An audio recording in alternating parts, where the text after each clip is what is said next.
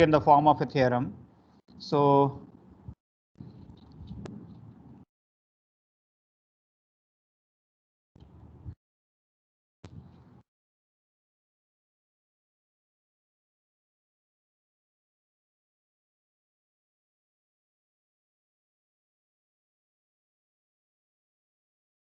x1, x2, xn is a continuous random vector with the joint PDF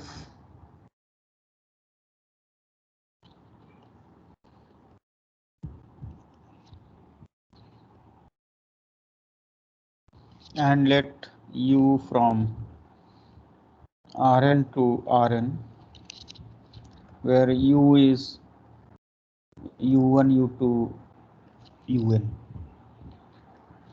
and ui is equal to, so ui's are functions of x1, x2, xn.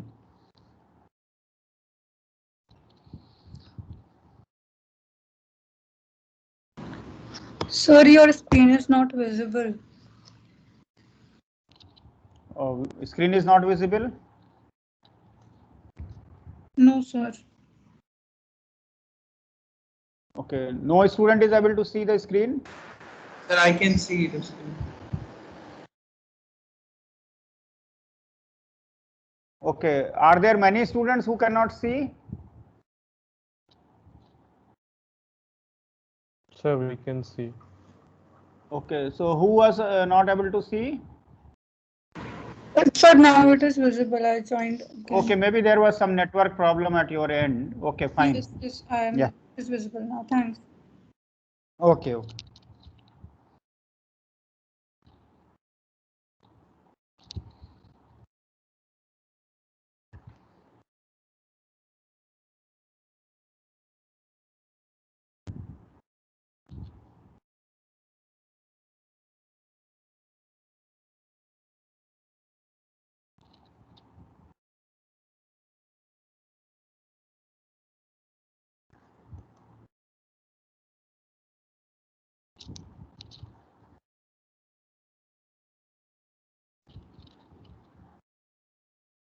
So suppose in place of a one-to-one function, it's a many-one function. So I am just saying that for each u, it is a k-to-one function. Okay, many-one function. So suppose that Rn can be partitioned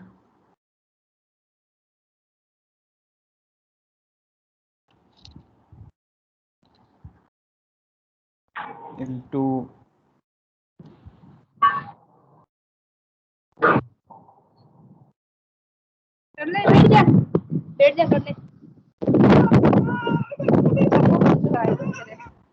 into k disjoint sets a1, a2, ak, such that transformation G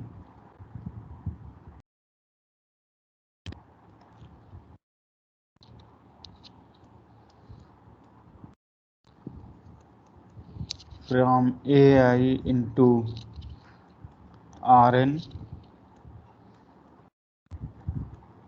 is 1-to-1.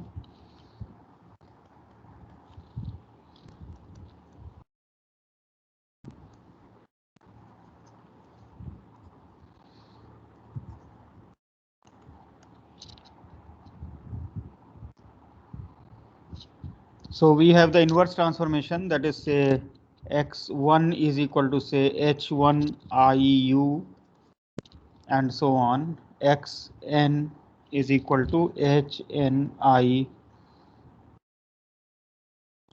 u, I is equal to 1 to k.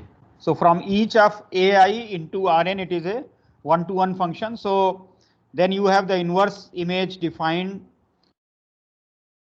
for that part, and that I am calling say x1 is equal to h1 I, h2 I, hn I, etc.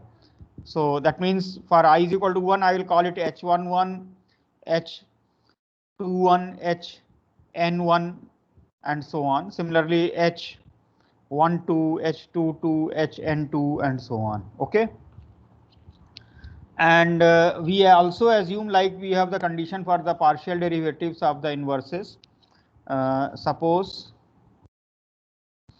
that first order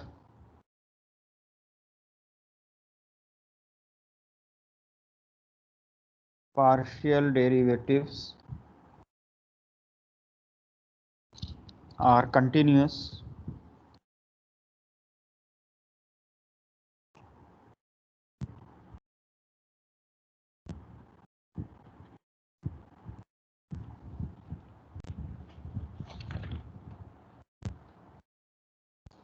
that is denoted by say ji, that is delta. I am in a class now, huh?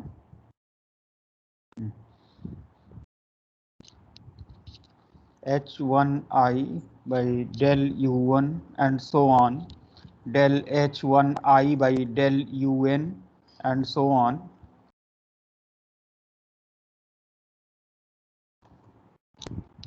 del hni by del u1 and so on, del hni by del un. So we consider this thing, it is non-zero in the range of the transformation.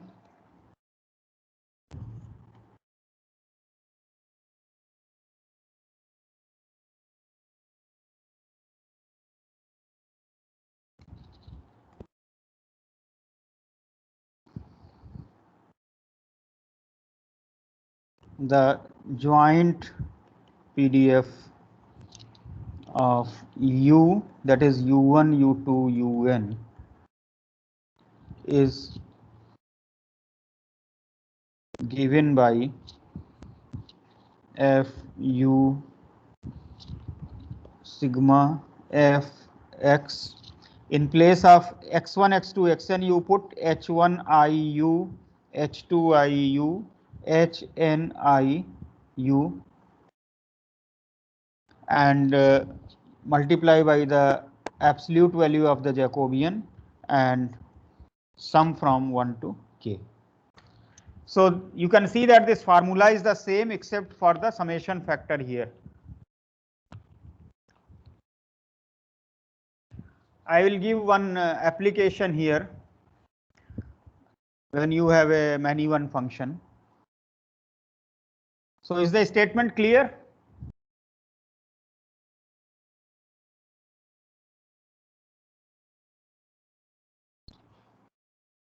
The final expression here, it is only having the summation here, which is the same as for the inner part is the same as in the case of one-to-one transformation. Only thing is that we have split into k regions such that from each region you have a one-to-one function.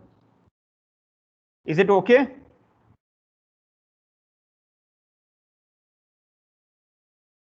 Yes, sir.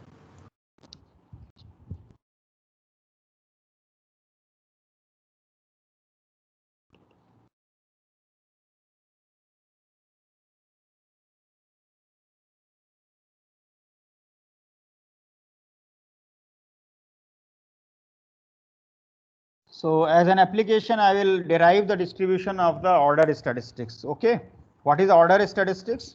So we take observations. So let x1, x2, xn be independent and identically distributed with common CDF, say capital Fx, and PDF, say small fx. Okay, so this is continuous. They are continuous random variables. We define here x1 is equal to the minimum of x1, x2, xn, x2 to be say second minimum,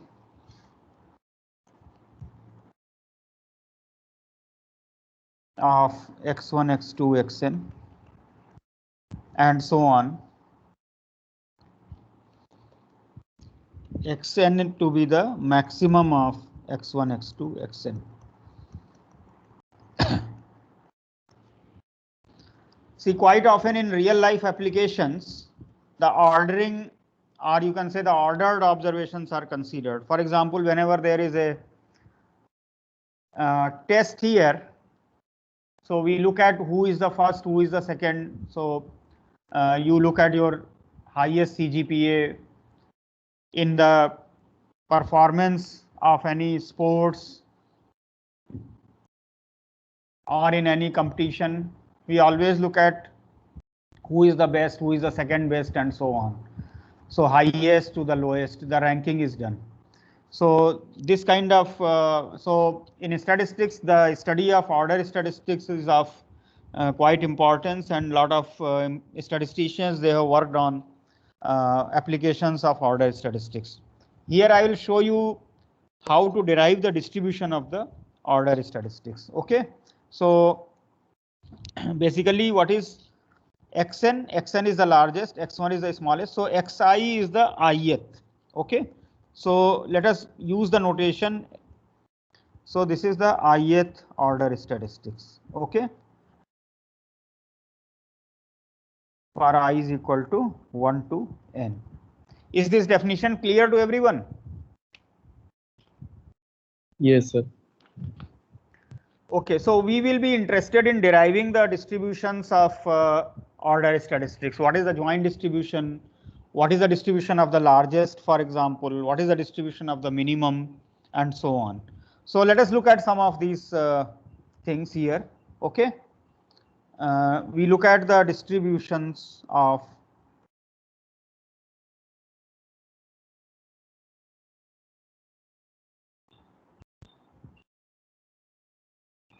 okay. So for example, let us look at the largest. Okay, that is the probability of yn less than or equal to y. That is the probability of xn less than or equal to y. That is the largest order statistics. So I am looking at the CDF here. So this is equivalent to saying x1 is less than or equal to y, x2 is less than or equal to y, xn is less than or equal to y.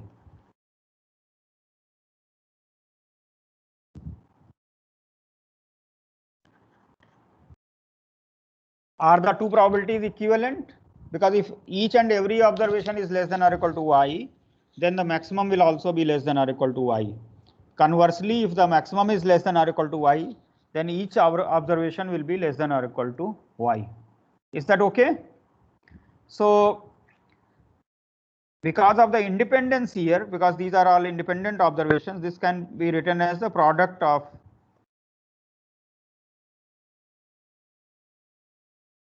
and this is nothing but capital F of y. So you get f of y to the power n. So the cumulative distribution function of the largest can be easily derived. Now in our particular case, we have considered it to be continuous random variable, and we have also taken the probability density function. So this will be continuous and we can differentiate. So the PDF can be derived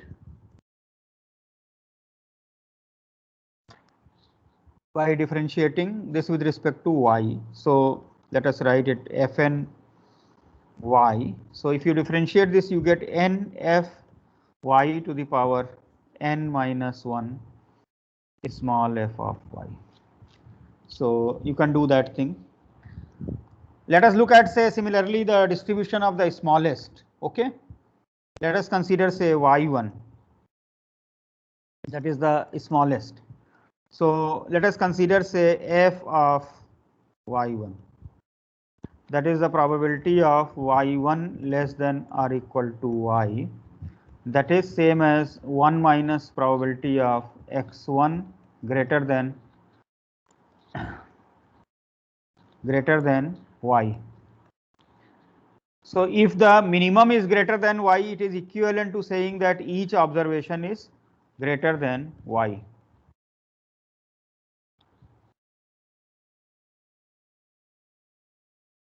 Once again, if you use the independence, then this is nothing but the product of each probability being greater than y, which is nothing but 1 minus 1 minus f of y to the power n. So you have got the CDF of the smallest also. So you can get the PDF also, the PDF of y1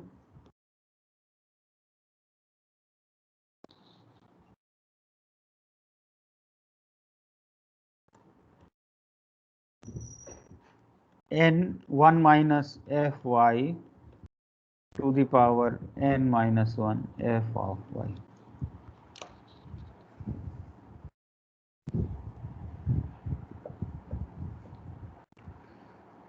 Is it okay? Yes, sir. Let us just look at some example here.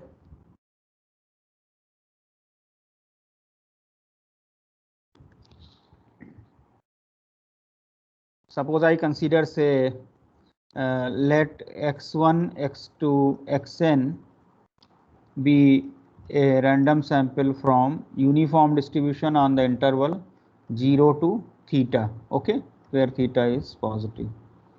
Okay, so what is fx? That is 1 by theta, 0 less than x less than theta.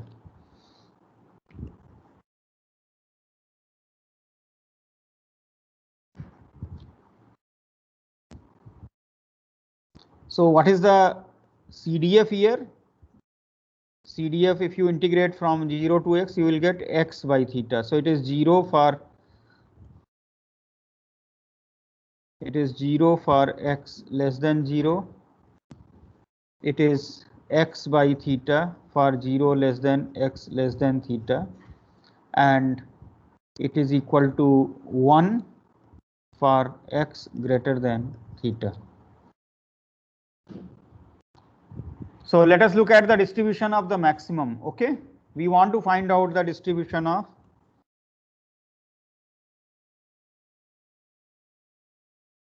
say maximum, that is xn. Okay, so according to the formula, what do you get? The PDF will be n times f of y. So this will become y by theta to the power n minus 1 into 1 by theta, that is fy, 0 less than y less than theta, which we can write as n y to the power n minus 1 divided by theta to the power n, 0 less than y less than theta, and of course it is 0 otherwise. So you can see here that by utilizing this kind of derivation, I have directly used the CDF approach here for deriving the distribution of largest order statistics for a particular distribution. You can derive, say, for normal distribution also. Suppose I consider here, say, x1, x2, xn. Suppose this is a random sample from normal 0, 1, okay, and I am looking at the distribution of xn. So if we are taking from the standard normal distribution, what is the CDF? That is capital phi, and what is the PDF? That is small phi. So what is the probability density function of the largest? That is n times f to the power n minus 1, that is phi x, sorry, this is y, x here, so this I should write y to the power n minus 1 into fy.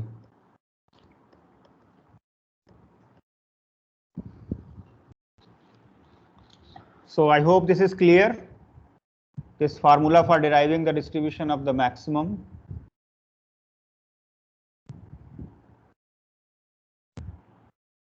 So if the random variables are independent and identically distributed, so for example, if I want to find out the distribution of the maximum or the minimum, these exercises are simple here, and one can study. So for example, I want to find out how the performance of the topper will vary.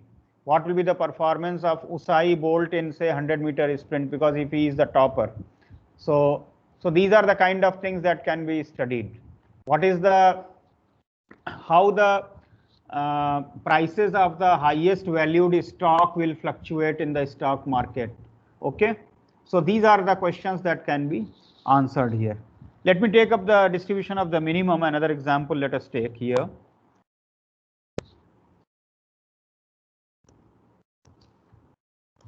Let x1, x2, xn follow exponential distribution. Okay. So suppose I take exponential lambda, and I want to find out the distribution of say minimum here. Okay. So what is the formula? So for example, what is fx and small fx here? In exponential distribution, it is e to the power minus lambda x.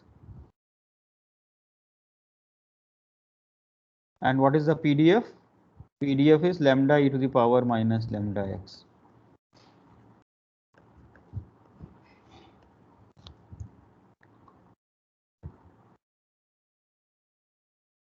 So what will be the density function of the smallest?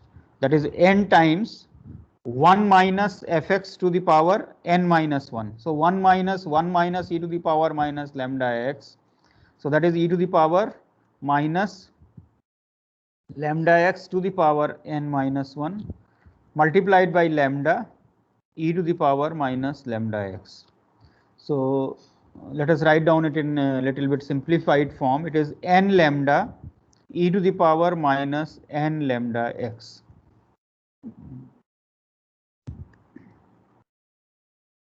Which is again exponential distribution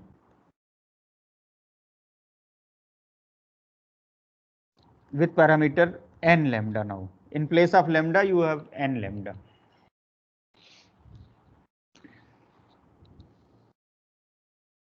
Let us look at some ordinary interpretation of this. See, in the exponential distribution, you are having lambda as the rate of arrival in the Poisson process. 1 by lambda is the mean of the expected, it is the expected arrival time for the first, okay, first occurrence.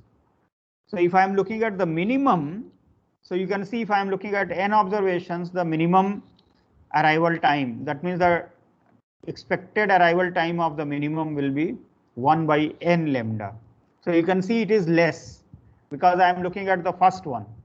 If I am looking at general one, it is 1 by lambda, but if I am looking at the minimum, it is becoming 1 by n lambda. So is it okay? Is that clear?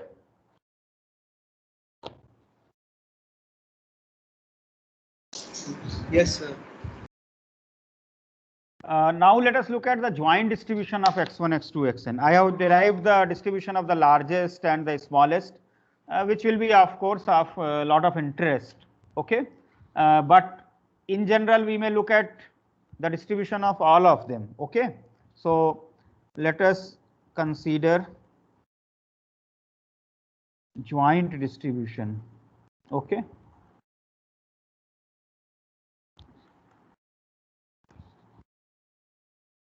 What is the joint distribution of y1, y2, yn? So what is the function here? Y1 is equal to x1, y2 is equal to x2, and so on. Yn is equal to xn. So I am not writing down the definition again. X1 was minimum of x1, x2, xn. X2 was the second minimum. Xn was the largest of. Okay. So if I am considering this transformation y from Rn to Rn, okay, then it is a many one transformation. Because suppose I consider two observations, say x1, x2, then x1 can be y1, x2 can be y2, or it could be reverse. X1 can be y2, x2 could be y1, because depends upon the order of the observations. So there will be two cases. But if I have three, then there will be 6 such cases, because 6 permutations are possible. So in general, then we can say that there are n factorial permutations which can lead to the same value of y1, y2, yn. Okay, so this is n factorial to 1 transformation. Okay.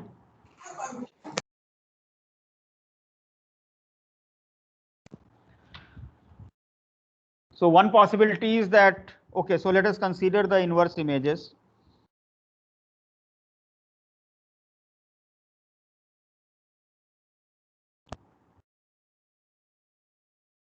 Let me write them. For example, you can have x1 is equal to y1, x2 is equal to y2, and so on, xn is equal to yn. That means the original observations are in the same order. I can have, for example, it could be x1 is y2, x2 is y1, and remaining are same. X3 is y3 and so on, xn is equal to yn. Okay, this could be another one.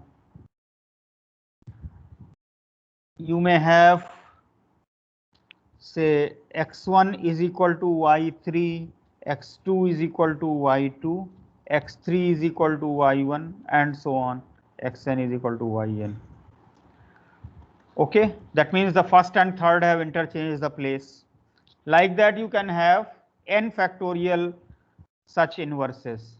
Okay, n factorial case could be that x1 is yn, x2 is yn minus 1, and so on, xn is equal to y1, isn't it? So there are n factorial different inverse transformations possible here.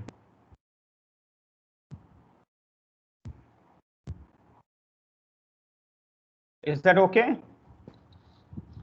So now we look at the inverse, determinant of the partial derivatives. For example, what is J1? So J1 is the derivative of x1 with respect to y1, that is 1, and remaining derivatives will become 0. This one is del x2 by del y1, that is 0, del x2 by del y2, that is 1, and so on, that is 0, and so on, 0, 0, del xn by del yn, that is 1. So it is nothing but the determinant of the identity matrix, that is equal to 1. Let us look at the second one. Okay, in the second one, what will happen? In the second one, del x1 by del y1 is 0, but del x1 by del y2 is 1, and remaining are again 0. And in the second row, del x2 by del y1 has become 1, and this is 0, and so on. But thereafter, it is again identity determinant of the identity matrix. So from this one, this part to this part, it is identity. Only the first column and the second column, or you can say first row or the second row of the previous one has changed. So what would be the value of this determinant? That will become minus 1, but we have to take the absolute value. So it will again become plus 1 only. In a similar way, if you look at this one, so here again it will be one interchange, that is y3 and y1. So first and third have interchange. So this will become minus 1. So if I take the modulus value, it will be plus 1. So in each case, so this is mod of J2 is plus 1. So if you argue like this, then each of them is actually plus 1, because they are nothing but the permutations of the identity matrix and then the determinant of that. So it will be either plus 1 or minus 1. So mod value is always going to be plus 1. Is that okay? Is this understandable?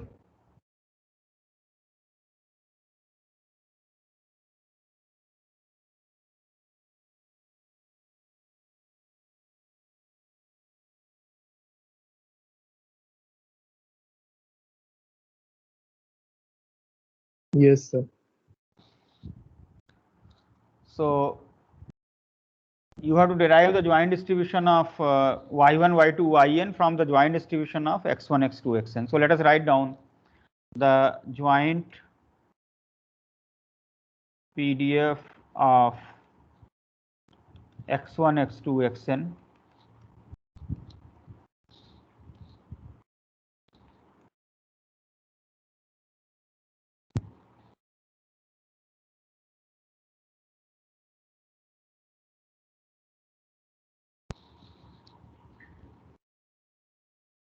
That is nothing but the product of the, so f of x1 into f of x2 into f of xn, because the x1, x2, xn are independent. So here of course we are considering xi belonging to R. So the joint PDF of y1, y2, yn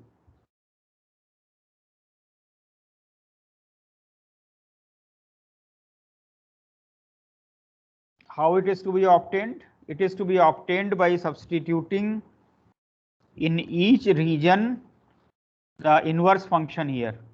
So this is f of x1 into f of x2 into f of xn. So in the first region, x1 is y1, x2 is y2, and xn is equal to yn. So it will again become the product of f of y1, f of y2, f of yn. In the second one, x1 and x2 get interchanged, but since it is a product of all the terms, it remains the product of f of y1, f of y2, f of yn.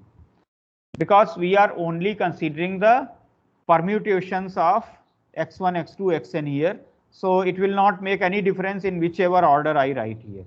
Okay. In whichever order I will write, this remains the same. So this product remains the same.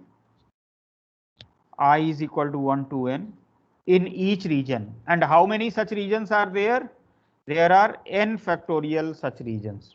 So the distribution of y1, y2, yn becomes this. And what is the region? Because these are ordered observations, you will have y1 less than y2 and so on, less than yn, less than infinity.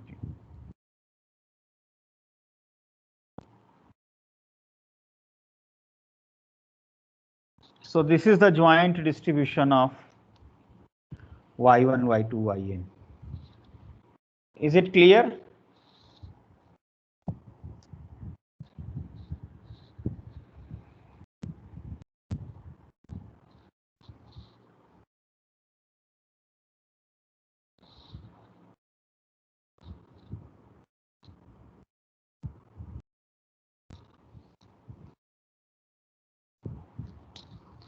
If I want to find out the distribution of any particular one here, then I have to integrate the remaining variables over the required regions. So I am just writing down for the rth one, but I am not going to derive it here. So the PDF of the rth order statistics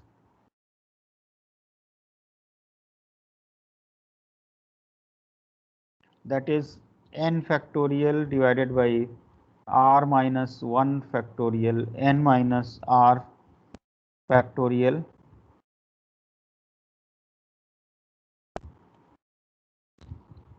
f of y to the power r minus 1 minus f y to the power n minus r f of y. So this is the distribution of the rth order statistics. So this is obtained from the joint one by integrating all the remaining observations. That means I integrate y1, y2, yr r minus 1, and I also integrate yr plus 1, yr plus 2, yn. Okay, all of them I am integrating out.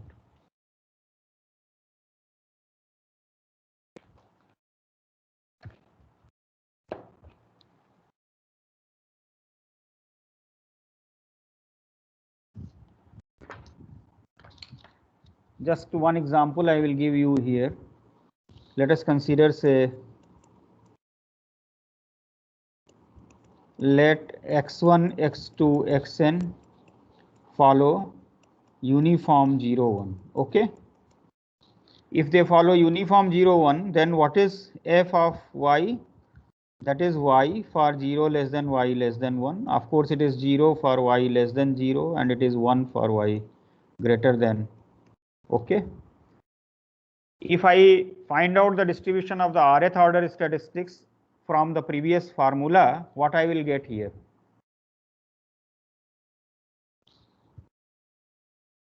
F of yr, that is n factorial divided by r minus 1 factorial n minus r factorial y to the power r minus 1, 1 minus y to the power n minus r, which is nothing but a beta distribution.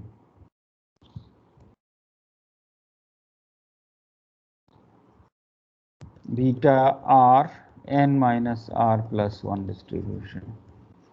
So this is one derivation of the beta distribution, and of course if I want to do simulation of beta random variables, okay, then what I have to do, I have to generate n uniform random variables and choose the rth order statistics from there.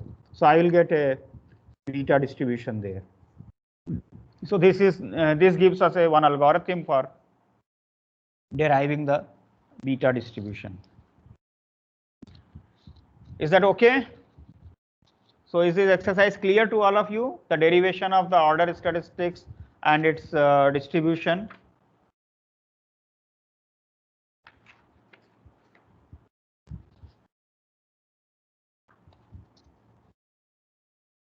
Can you follow?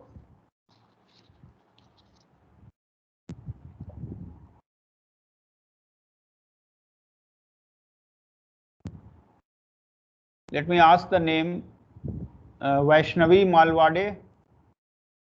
Do you follow what I am writing?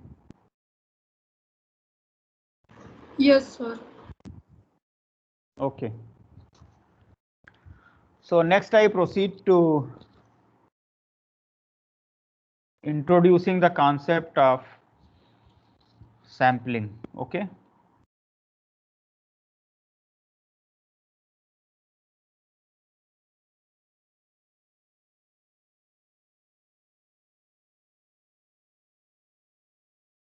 Let us talk about these concepts.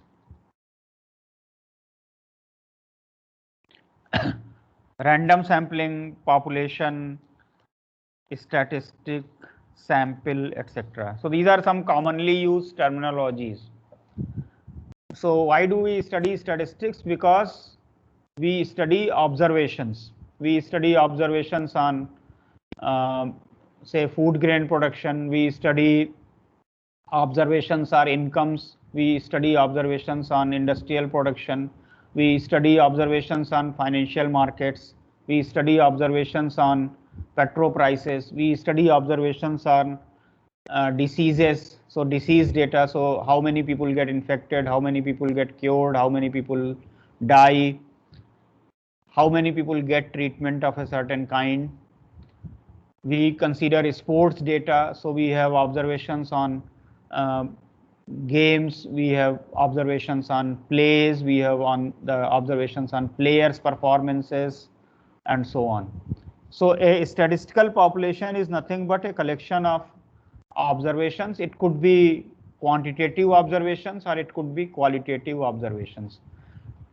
For example, I have mentioned these marks, performance. So these are all quantitative, but you can have qualitative also. For example, if you are considering say beauty of a person, so you can say good, bad, or ugly, isn't it?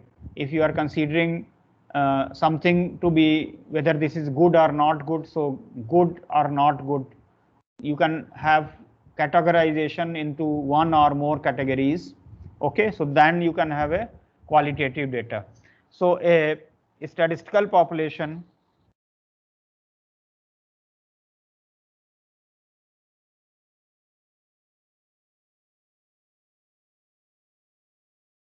is a collection of qualitative or quantitative observations or measurements, you can say.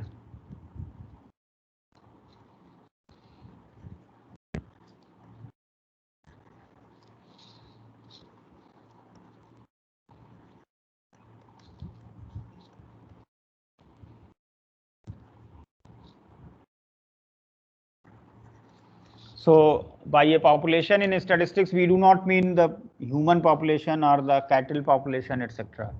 Population means certain measurements or observations. So a statistician is interested to draw certain inferences for that population. So for example, how many people would like to vote for a particular political party? So surveys are conducted which are called opinion polls. Okay, so say the surveyor, he will ask different people that which party you would vote for in this particular election. So then you are getting a qualitative data. That means they are telling they will vote for party A or party B or party C and so on, and then the data is summarized and certain results are presented, and their results are of various types. Like you can say that whether the voting percentage has increased or it has decreased, whether the preferences have changed or they have not changed. So there are so many types of studies that are possible. So for example, if you have an economic data, then you are looking at, say, for example, the family expenditure over a period of time, say monthly expenditure or an yearly expenditure, and so you are looking at that in a country like India or in a particular state, say Madhya Pradesh, or in a state like Maharashtra, or in a city like Bombay. What has been the change in the pattern of expenditure by the families, say in the last 1 year due to the effect of COVID? So then we will be looking at those data sets. So a statistician is always interested to collect the data on a population and then draw certain inferences from there. So in order to do that, he needs the help of samples, because it is not possible to look at the complete data every time. So for example, I talked about opinion poll. So you cannot ask each and every voter in the constituency that to which party he will vote for. So because that is done anyway by the polling. That means when the exact polling is done, then that data will come.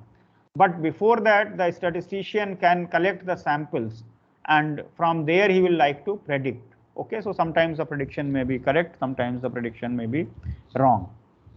If we are collecting the data on the effect of, say, vaccine on the people, then it is not possible to collect the data on each person on which the vaccine has been administered.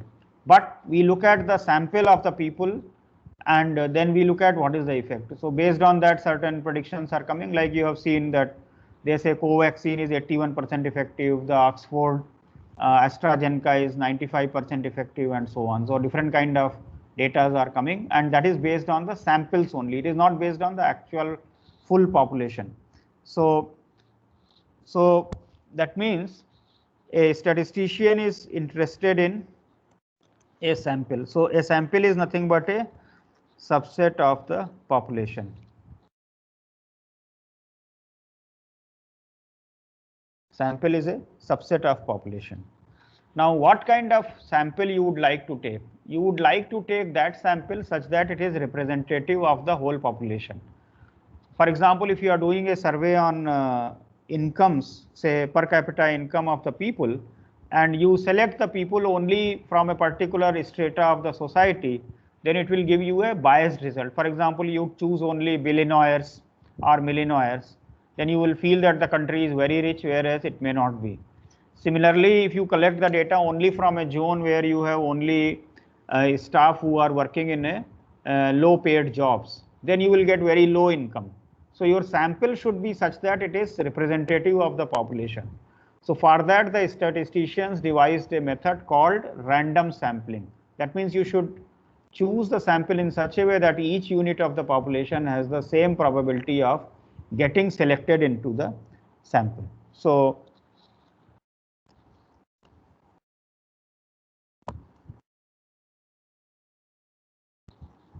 random sampling, here each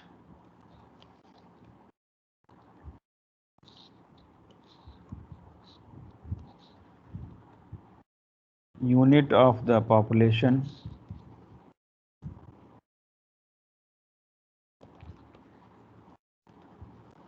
has the same probability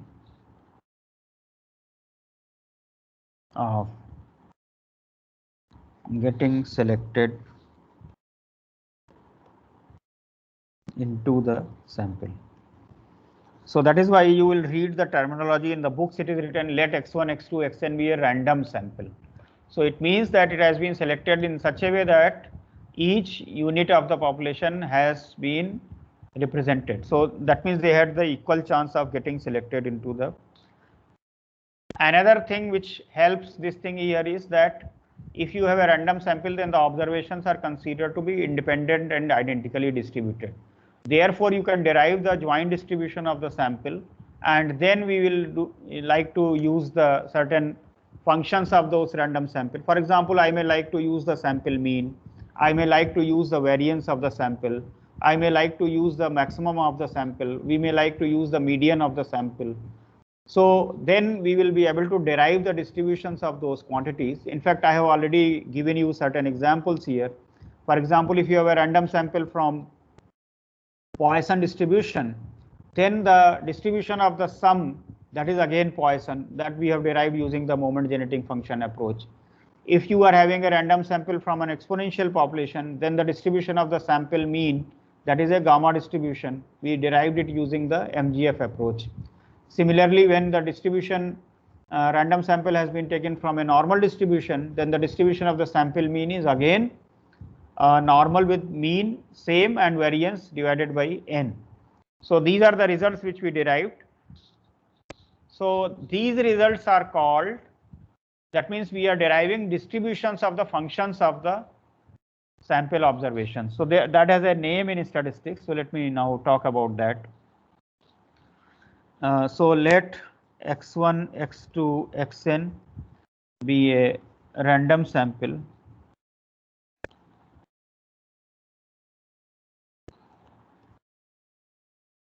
from a population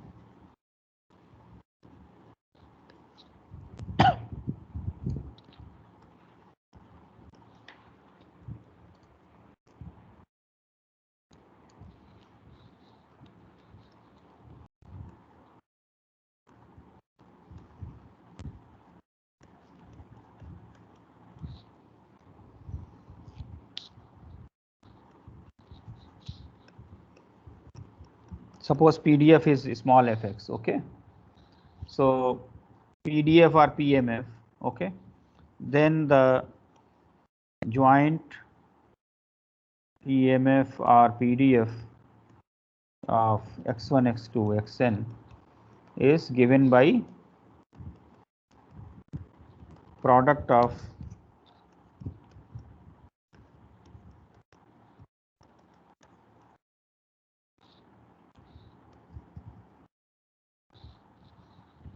okay, and you can derive the distribution of other quantities by using this one.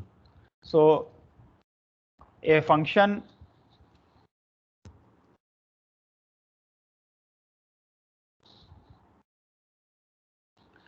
t, that is t of x1, x2, xn,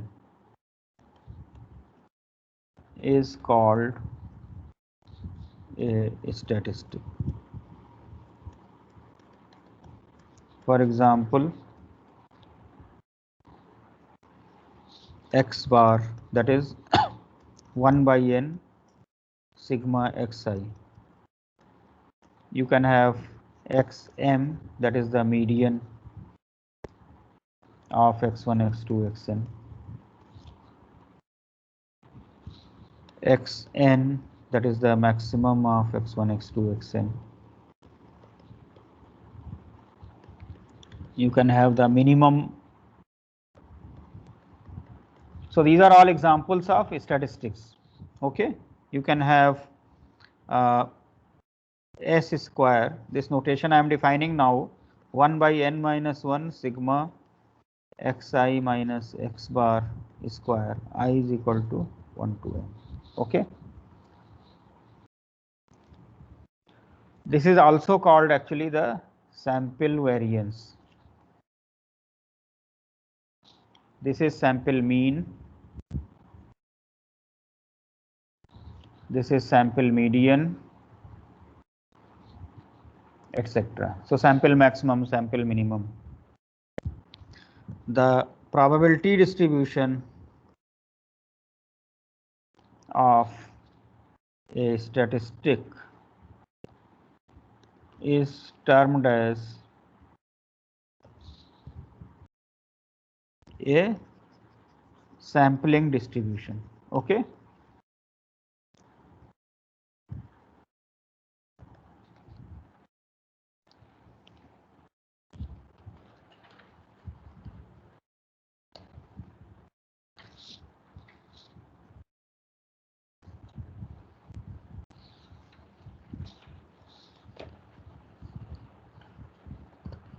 So one of the first results that is obtained using the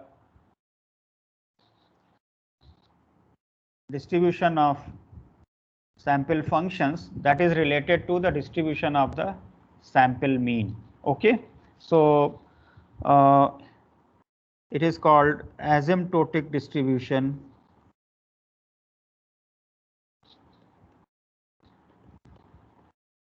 So asymptotic distribution means as n tends to infinity of the sample mean. This is one of the very powerful results in statistics. It is called the central limit theorem.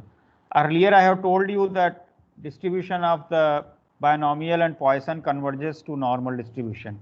Now I will specify it in a general framework that distribution of any of the sample mean from any distribution also converges to normal distribution. So let x1, x2 and so on be a sequence of independent and identically distributed random variables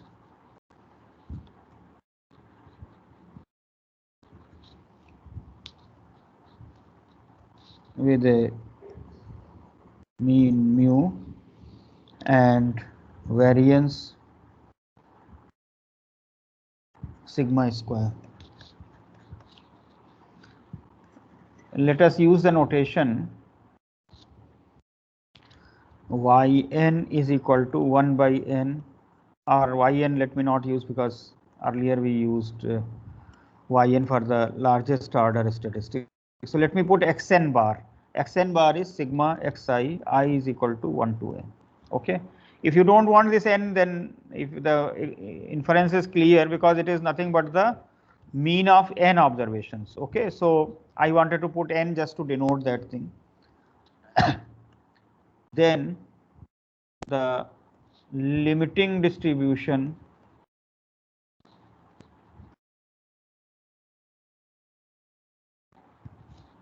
of x bar minus mu by sigma by root n, that is root n, I will put it in the numerator, is normal 0, 1 as n tends to infinity. So look at the importance of this result here. I said that they are from any distribution but mean mu and variance sigma square. Then if I am looking at the distribution of the sample mean, so after standardization, that means by subtracting the mean and dividing by the standard deviation, it is normal 0, 1 for n large. Now of course you may question that what is the meaning of n large, but it has been observed that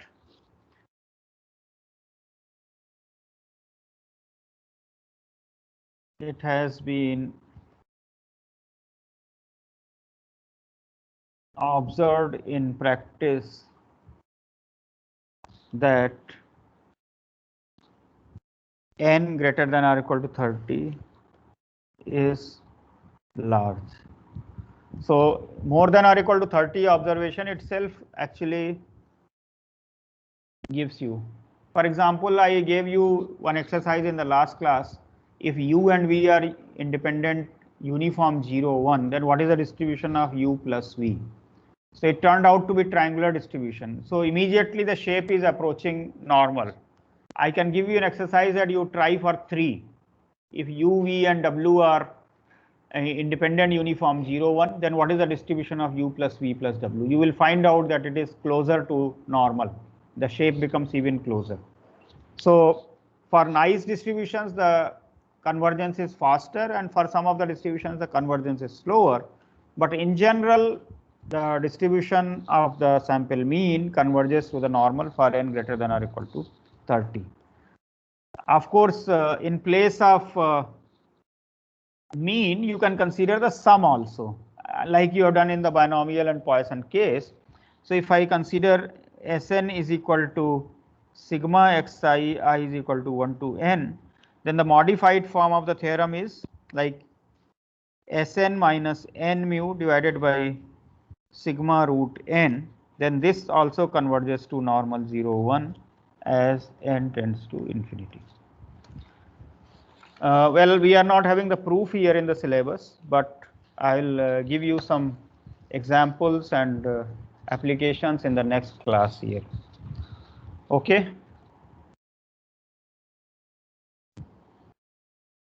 So I will stop today's class at this point. You can see that I have put several assignments and their solutions. Assignment number 4, 5, and 6. They are respectively, first one is on again continuous distributions, then fifth one is on function of random variable, then sixth one is on the joint distribution, and their solutions are also there. Today I will put one more on the transformations, the one which we covered today. So these are the topics which are to be covered in the next class test, which is to be held on the 6th. So you please solve these problems which are given there. Okay. So it's okay, fine. I'll stop today's class.